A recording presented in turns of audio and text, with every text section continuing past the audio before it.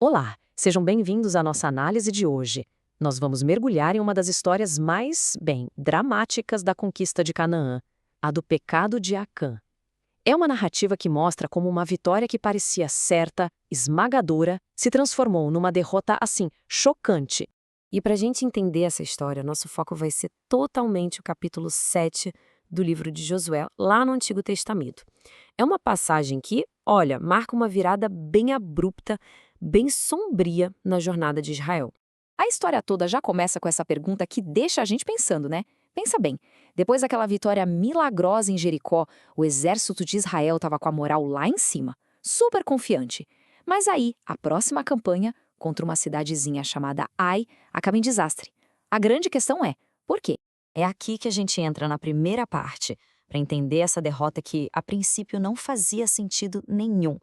A história se desenrola mostrando um contraste gritante entre o que eles esperavam e o que de fato aconteceu. Olha só que interessante. Os espiões que Josué enviou simplesmente subestimaram o inimigo. Eles voltaram e falaram basicamente: relaxa, uns 2 ou 3 mil homens dão conta do recado. Só que o que aconteceu foi o exato oposto. Os israelitas não só foram derrotados, como tiveram que fugir em pânico. E essa derrota, claro, teve um custo em vidas. 36 soldados de Israel morreram. Pode até não parecer um número enorme, né? Mas para um exército que até então se sentia invencível, nossa, foi um golpe devastador. O impacto psicológico disso foi, nossa, imediato e profundo. A confiança virou pó, deu lugar ao medo. E o texto descreve isso de uma forma muito forte, olha só. O coração do povo se derreteu de medo e tornou-se como água. A moral do acampamento inteiro simplesmente desmoronou.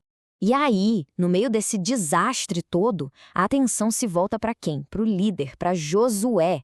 É o que nos leva ao lamento dele. Ele, sem entender absolutamente nada do que aconteceu, se volta para Deus em um desespero total.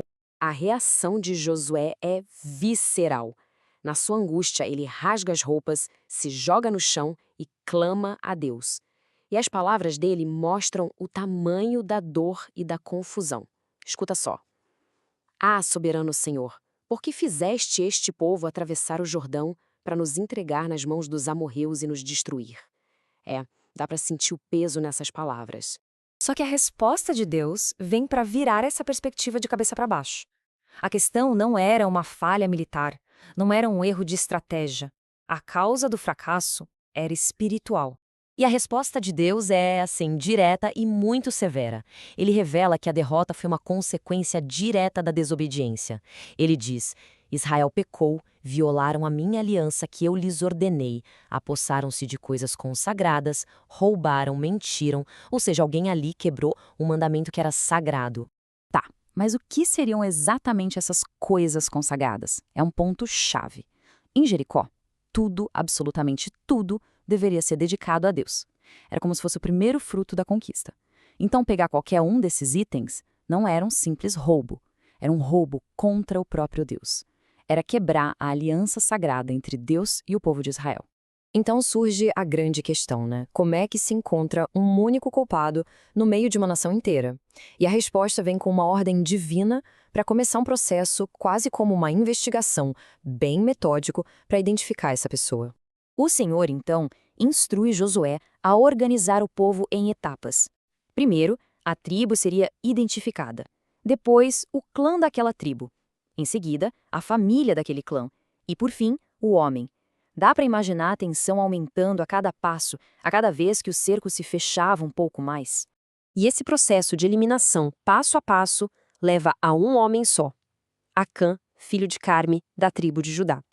Naquele momento, o peso de toda a nação recai sobre os ombros dele. Ok, o culpado foi encontrado. A partir daqui, a narrativa avança para o seu ato final, que é bem sombrio. A confissão e as consequências terríveis do que ele fez. Josué, então, confronta Acã, e ele confessa. Ele conta o que a cobiça fez ele pegar. E não era qualquer coisa, olha só. Uma bela capa vinda da Babilônia, 200 ciclos de prata, que dá uns 2,4 kg, e uma barra de ouro de 50 ciclos, mais ou menos 600 gramas. A confissão dele é bem direta, sem rodeios. Ele admite e diz: Eu os cobicei e me apossei deles. estão escondidos no chão da minha tenda, com a prata por baixo. Quer dizer, ele não só pecou, mas ainda tentou esconder o pecado. A consequência disso é terrível e ela não atinge só Acã, mas toda a sua família e tudo que ele possuía. Todos eles são levados a um vale e lá Josué pronuncia a sentença e então a punição é executada por toda a comunidade. E aquele lugar, o lugar do julgamento, ganha um novo nome. Passa a ser chamado de Vale de Acor, que significa Vale da Perturbação. Virou um memorial, um lembrete eterno do problema, da perturbação que o pecado de um único homem trouxe para a nação inteira. Então, com a execução de Acã e a destruição de tudo aquilo que ele tinha roubado, o conflito interno que tinha paralisado Israel e que estava impedindo o avanço deles, finalmente é resolvido. E é só depois dessa purificação, dessa resolução, que o texto conclui com uma frase curta, mas muito poderosa.